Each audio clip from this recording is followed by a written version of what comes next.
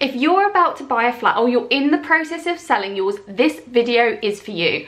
I share exactly how I sold my flat and how it almost cost me £15,000 to sell, and the hidden costs solicitors, estate agents do not tell you when you buy a flat. Firstly, you need to prepare yourself that your flat is definitely not going to go through as quickly as a house, even if you do have a cash buyer. Houses typically take between 8 weeks to 12 weeks in the UK, whereas a flat, I mean, how long is a piece of string? My flat took 5 months to go through, but I know many others that take 6 months and 12 months plus, depending on whether they're waiting for lease extensions or deed of variations. So just be aware your timescales are going to be a little bit longer, and if you do have an onward purchase, you need to be aware that you might not get into your dream home as soon as you thought. Now, of course, you're going to need to find a solicitor to sell your flat. And I'm not just talking about any solicitor, you need a really, really good solicitor who knows a lot about leasehold properties. And surprisingly, a lot of solicitors don't know a lot about leasehold property.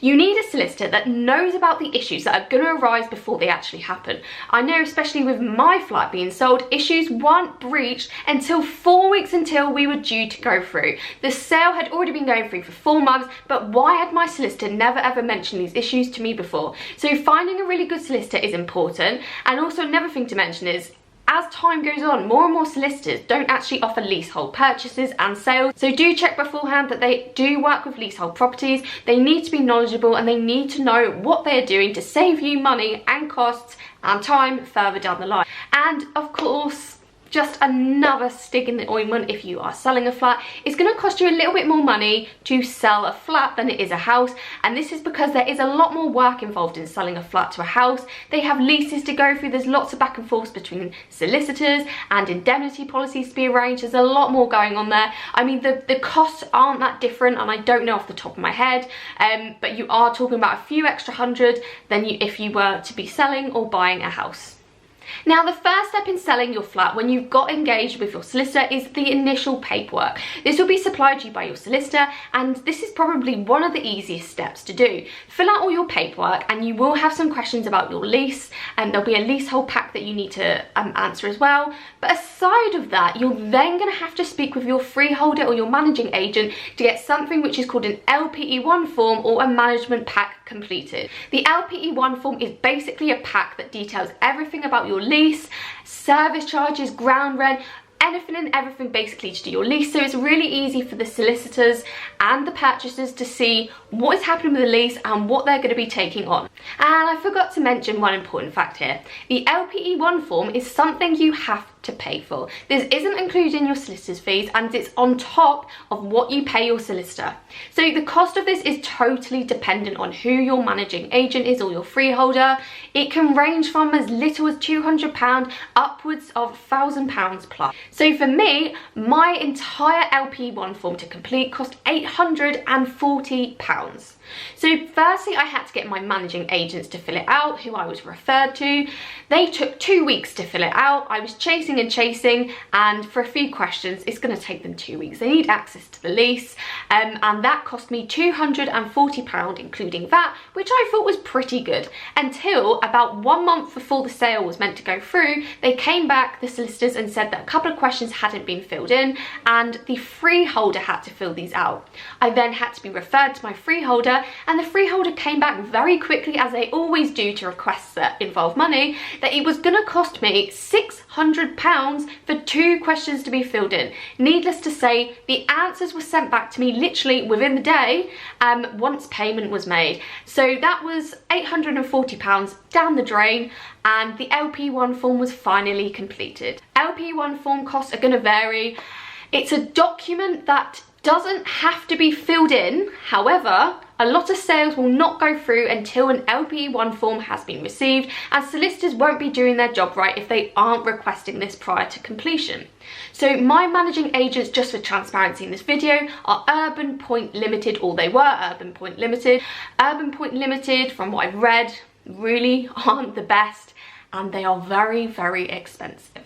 So once your LP1 form has been completed and sent to the vendor solicitors, you then wait. So you are going to be having lots of questions about your lease regarding many different things, and hopefully if you read your lease prior to purchasing your flat, there won't be anything unexpected coming up. When I purchased my flat, I was 24.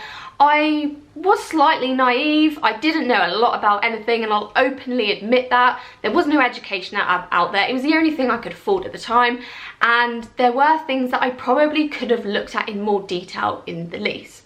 However, one thing popped up in the lease which I never ever expected to happen, and it was regarding the flooring in the living room. The lease was brand new when I purchased the flat, and it was developed by a developer, and one of the clauses in the lease was that the living room had to be carpeted.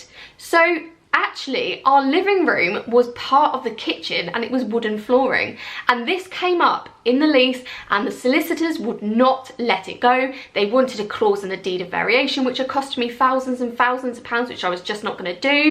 I just couldn't understand why it would be in the lease in the first point if it wasn't allowed, and perhaps I should have been asking and challenging those things, but I just didn't think it was an issue back then. So in the end, I was able to get away with an indemnity policy instead, which cost me £70. There is going to be things that come up in leases, hopefully not many things, and this was super niche. I never expected it to cause an issue. I thought it was the last issue that was going to be in the lease, until we moved on to the ground rent issue. Now, I'm mentioning all of my videos to do with flats, which I will put in the comments below if you want to head over to those next. Ground rent is one of the biggest issues with selling a flat today. Ground rent becomes an issue when it exceeds £250 per year outside of London. Within London, it's over £1,000. Now, this issue wasn't an issue when I purchased my flat in 2017. I've looked online to see when this issue came in. It was definitely during the lockdown period, but some people say it came in 2018. And basically, when your ground rent exceeds that £250 per annum, it becomes an AST, which is called an assured short hold tenancy. And it basically means that the freeholder can take your property back if you fall into arrears with your ground rent payment. So what's the issue? You might think, I'm going to always pay my ground rent on time. It's not going to be an issue. And that was definitely true of me and the person who wanted to purchase my flat. Basically, mortgage lenders became very wary about ground rents and potentially losing the investment they had put into flats that could essentially be taken straight back to the freeholder. Now, the big issue is that lots and lots of flats have ground rents that exceed £250, or they will exceed £250 in the near future. In your lease, it lays out rules with your ground rent and how they increase. In my lease, the ground rent increased every 10 years on the rate of RPI, but others increased by a certain percentage or an amount such as £100 every 10 years. It totally varies, and this is why you do need to read your lease with a fine-tooth comb. Anyway, as it stands, today in 2023, it's become even harder to sell a flat with a ground rent of over £250. And this is where my flat was suddenly going to cost me over £15,000 to sell it. And I'm going to tell you why. So when I found out about this issue 4 months into the process, I was so angry. My solicitor had never ever mentioned this before.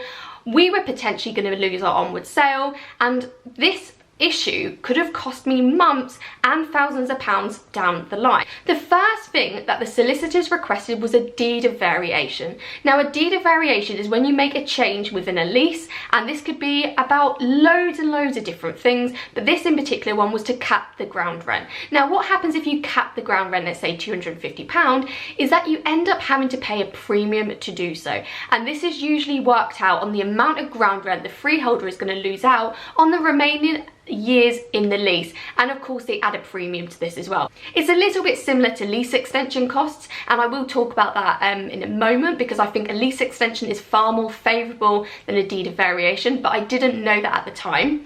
So a deed of variation can take some months to complete as well, and whilst I've just mentioned to you a figure as the premium, it's going to cost you to make an inquiry with the freeholder as well. This isn't the same for every managing agent, but for mine, Urban Point Limited, there was a cost involved before I even got to the point that the freeholder would say, yes, you're able to do that. Now, I'm going to read you the email that I received so I can lay out all the costs they said and what was entailed in the process. Thanks for your inquiry regarding the possibility of a deed of variation. Initially, we require an inquiry fee of £700 plus VAT, so that's £840 for an inquiry before I even know if I'm able to make that deed of variation against my ground rent. So what does that cover?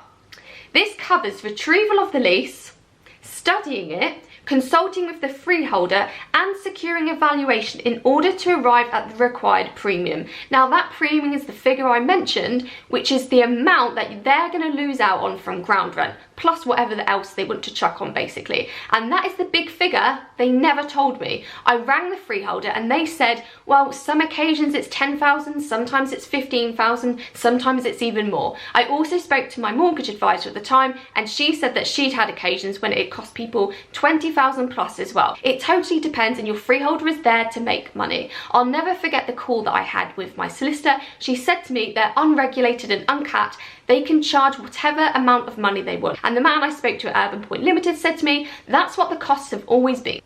So, inquiry out of the way. Once this information has been collected and assessed, the details are passed on to our client, which is the freeholder. Heads of terms are then forwarded to you, which will include the terms and conditions. Upon agreement, please return the document signed and with a deposit cheque of £800 and your solicitor's details. So we've already paid £840, so now they want another £800. The sum of £800 will be deducted from the cost of the premium at the time of completion. So I'm going to get that money back, but not until I've paid the premium. There will also be a contribution towards our costs of £2,000 plus VAT, which is £2,400, including drafting all documentation, executing them and taking this matter up to completion. This fee is only payable at the time of completion. So now we're at a figure of £3,240 before we've even got the cost of the premium. Obviously we're going to get that premium cost before we pay the latter end, but that means that the figure can suddenly be anything from £15,000 to £20,000 plus. Now this is the reality of a deed of variation and is why it was something that absolutely scared me to my death. There was no way I could afford this and I couldn't afford it off the bottom line when my flat went through either. So what did I do? I went back to the solicitor, I kicked and I screamed. I finally had a call from my solicitor and I said, what the hell can I do? She said, look, we can offer them an indemnity policy. Now, an indemnity policy was not something anyone had ever mentioned to me before. It was only because I'd probed and it was only because I was trying to look at what little information there was available online about the issue. So the indemnity policy request was sent.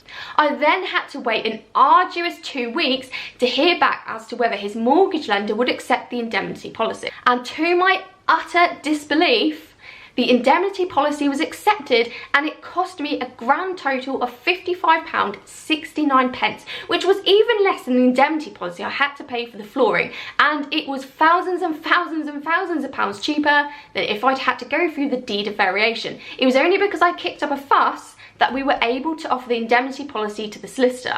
That was the greatest moment of my life, but one thing I will mention that fast forward 2 years to 2023, indemnity policies are very rarely being accepted by lenders now. Now, if you find yourself in this situation now, you've got a ground rent issue, they've not accepted an indemnity policy, you don't want to try and sell to a cash buyer.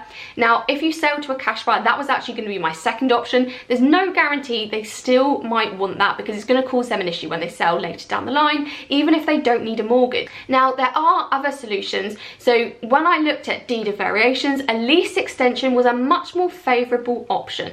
A lease extension is going to add 90 years to your lease, so it's going to be even more favourable to a buyer. And also it means that it's going to reduce your ground rent to a peppercorn or a nominal fee such as £1. Now, lease extensions are going to cost a similar amount of money. It's going to be worked out on a premium, and I don't know the difference between costs. Some again could be upwards of £10,000 or £20,000 plus. You can see what a lease extension cost would be for your property online, and I will link that in the description below so you can have a look at that.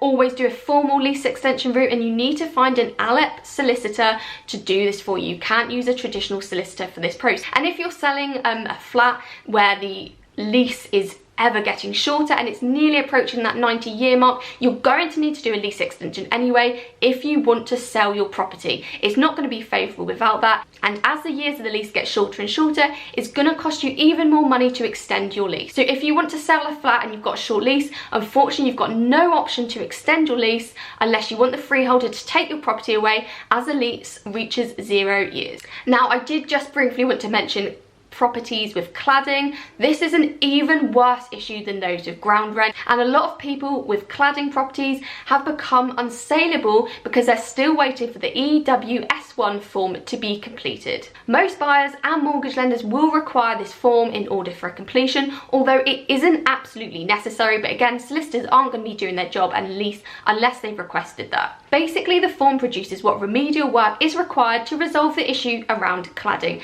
and who fronts the cost of all of this? The leaseholders. And a lot of people won't be able to sell their property without the remedial works being paid for, and lots of people are avoiding flats with cladding. It's a real issue, and unfortunately I just don't know enough about cladding because it wasn't in the issue myself. I'm going to link the Facebook group below, which is the National Leasehold Campaign group. It is a wealth of information. If you've got any questions surrounding cladding, selling your property with it, please pop a comment or a question into that group. It's such a wealth of information and they'll be able to help you with your issue. Whilst the lease extension is another option for resolving the ground rent issue, you can either choose to just stay put in the property and wait for the government leasehold reform and keep your fingers crossed that they're gonna do something about ground rent. Nobody knows if they're gonna get rid of ground rents. I'm not sure. I really don't see why the government and freeholders would do away with losing all that amount of money. Anyway, I keep my fingers crossed for everyone for the government reform, and hopefully something is really done about ground rent that helps leaseholders and isn't against them constantly. So after we've got past all those lease issues, your solicitors are all satisfied by everything, ground rent isn't an issue, the mortgage funds are ready to be released, all that's got to be done is to make sure that your accounts are all settled.